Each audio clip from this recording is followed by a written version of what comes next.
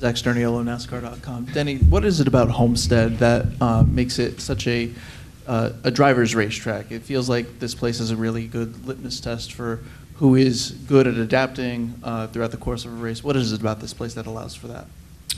Yeah, I think there's a combination between kind of the tire wear that you have at this track versus the way the track sits up itself. So really you can make a lot of different moves. You can cut distance, or you can try to keep momentum, and that's sometimes something that has to be fluid throughout a run. And so as a driver, you have a lot of tools at your disposal when you come to this track to change your line to help the race car do things that it's not doing well at the time. So it's certainly, if I had to say, it's just a lot of off throttle time, and that usually is anytime you have to use both pedals, the driver is tested more. Bianchi, The Athletic, new sponsor this week, big news, 18 races. You've kind of talked about it before in different interviews of how just that uncertainty, just kind of not having that primary sponsor. Now that you've got these slots filled, what does that do, kind of elevating that pressure off of you a little bit? Yeah, I mean, it doesn't, take pressure off of me necessarily. More Joe Gibbs Racing, obviously, when you have a loss of revenue there, that things certainly can make things tighter on their side. But really, it's good for them to kind of have an anchor partner, and certainly for my fans' sake, it's they're gonna be able to identify me week to week, and I think that's something that certainly is very, very important. So certainly filling out those 18 races is going to be a big deal for myself and Gibbs throughout the year. Over the years at Darlington, you've run a lot of various throwback paint schemes and stuff. How involved in the process are you? Does it still have the same importance to you? What do you kind of think of the event overall, the throwbacks? Yeah, I mean, I don't know. It seems like the throwback has lost a little bit for sure, and a lot of it is that it's just we get kind of mixed up in the sense of like there's no really defined rules to it, so you just kind of have a mix there. But it is, there's some very cool paint schemes that you see. It's very difficult to make the cars look the same because they are so different. Number placements is different. There's a lot of things that are different compared to where it used to be. But it's still something that is cool to see. But it's just you don't have buy-in from everyone, so it's kind of there's a mix and match throughout the field, but it's fine. Overall, we're here in the spring now for the first time since 2021. Traditionally, this has been a fall date. Where would you like to see Homestead kind of fall on the calendar, whether the playoffs, the spring, championship, et cetera? Yeah, I mean, I certainly like to see it play a bigger factor in our championship, whether it's, in the playoffs or just part of the championship race or round or whatever it might be. I would like to see it part of that because we just talked about how the driver makes a bigger difference at this racetrack than necessarily the car. Hi, Denny. Holly Kane with the NASCAR Wire Service. Two questions kind of following up on Jordan's. And you may think this is crazy, but is it harder to keep track of who's driving what car now than when you started all those years ago because of the change? I mean, when you started, there was still relatively one sponsor did most of the season. Yeah, I mean, certainly. I mean, it's just very interesting when you look at, photos that would surface on social media from the 90s and 2000s, and you just took a snapshot of the field. You could name every car driver from 1 to 40, right? Just based off of the color. You knew that color, that was that. But now it is certainly very, very hard, and you've got sometimes multiple sponsors on one car, and each one wants something a little bit different. So it is certainly a lot different than it used to be. What I like about Progressive and its paint scheme is like it's going to be identifiable. It's one color basically that is unique that you'll be able to find anywhere in the field. But it's hard because every sponsor wants a little something different, and certainly it's harder to get the money that you used to get back in the day.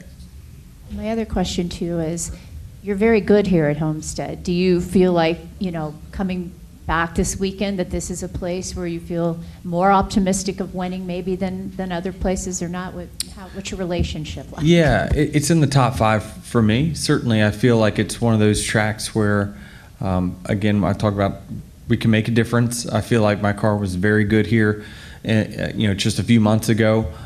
We had some issues on pit road where we weren't great, but we still found a shot to win it with a couple laps to go, and I just didn't get the job done at the end. But ultimately, looking back at the race, it was one where I thought we were pretty strong, and so hopefully something we can build upon. But ultimately, I want to win, and this is a track where I feel like we can kind of kick that off. Denny, Tim Kettle, Famo Motor Racing Network to your right. A couple questions want to ask you looking ahead to Martinsville next week.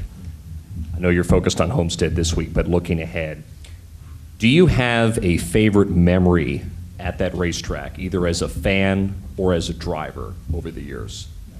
Yeah, I mean, my favorite memories, honestly, is just being, every time going there, being in a 3-horse race with myself and Jeff and Jimmy.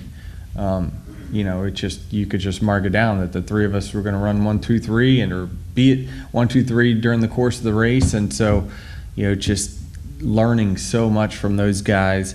That is just my favorite memory, which is not one single memory, but just going there knowing that I was going to have to outduel 2 of the best in our sport. It was just a really fun time. And to that point, what makes Martinsville such a challenge with all the races you have run there as the cars have evolved over the years? What is the one thing that is the most challenging?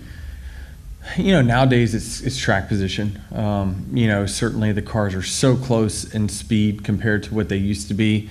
I actually saw a graph this weekend just from where Next Gen has gone, even at a track like Homestead, the disparity between the first and the last place car. It was, say this much in year 1 of Next Gen, and it's just everyone's the same. And so you put that on a short track, it just makes passing really, really, really difficult. So that is the single biggest, challenge when you come to Martinsville nowadays. Dustin Long, NBC Sports. Denny, I'm curious, there really wasn't a big off-season rule change to the car. So as opposed to some other years where there's not as much that carries over from the end of the year to the beginning of the year. And I just wonder, it seems like, and again, I know these are good teams, but it's a lot of the same players that were good at the end of last season that have been good this year. And I don't know if you see that as much because of that. And also, I'm curious about, with Homestead only just being a few months ago, how much carries over more so this weekend than it would have been if it was a year at a time. The first part of your question is, yes, there's, it just, the best drivers are the best drivers. So it's hard to hold that down, but for so long. And the best teams are the best teams.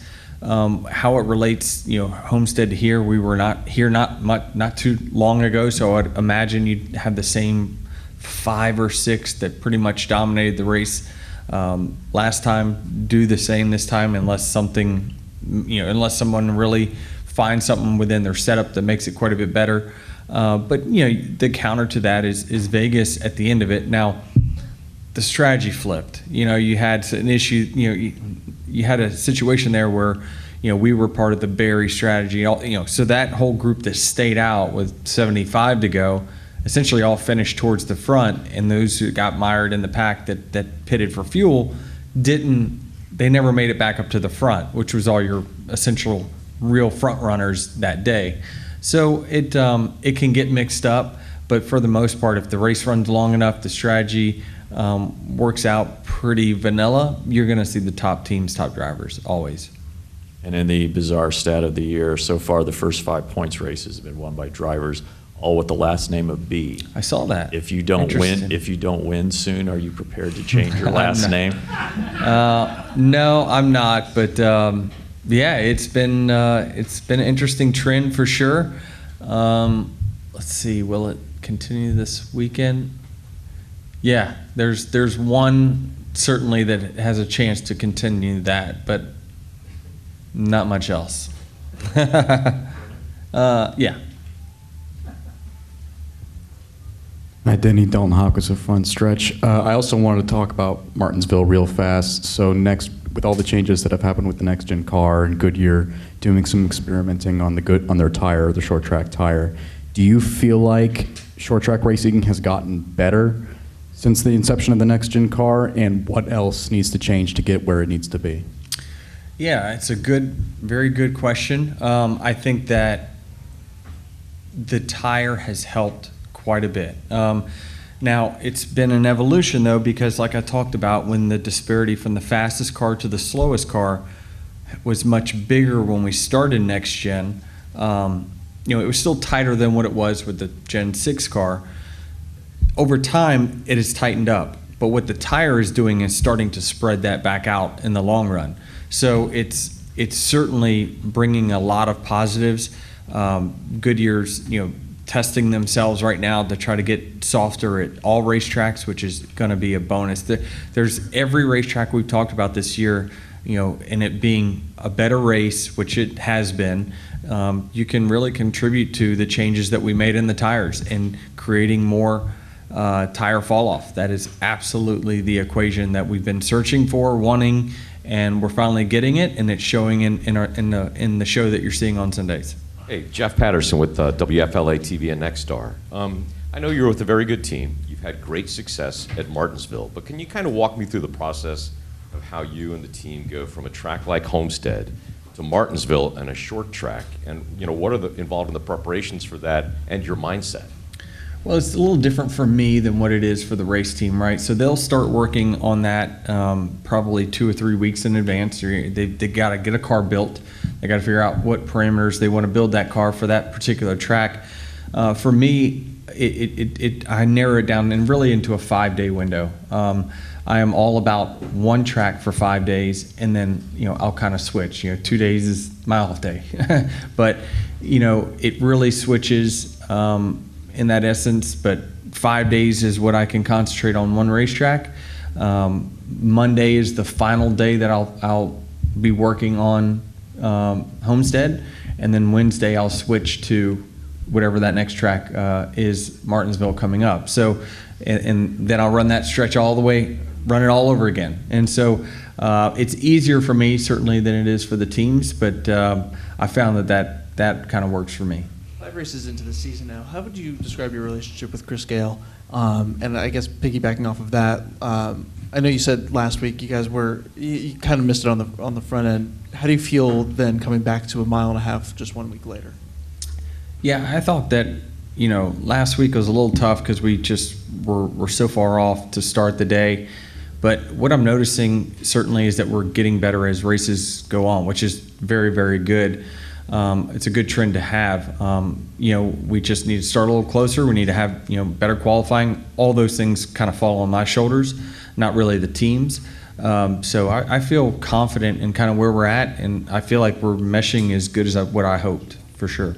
And obviously, Ty Gibbs is on a little bit of a slump now. As the veteran at the team there, and knowing Ty as long as you have, do you have any is there a moment where you talk to him? Do you feel a need to? Is that your responsibility? And how have you seen him adapt to the adversity that he's faced over these first couple of weeks to 25?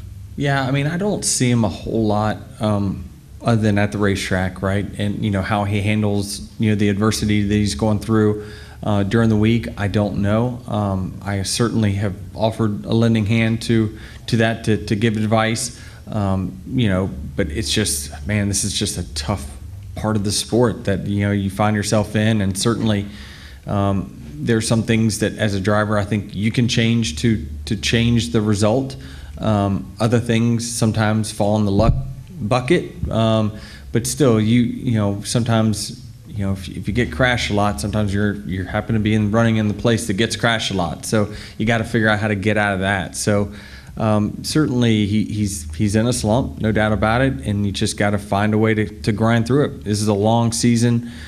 We could be talking about 10 weeks from now how much he's turned it around. So it can change in this sport that quickly.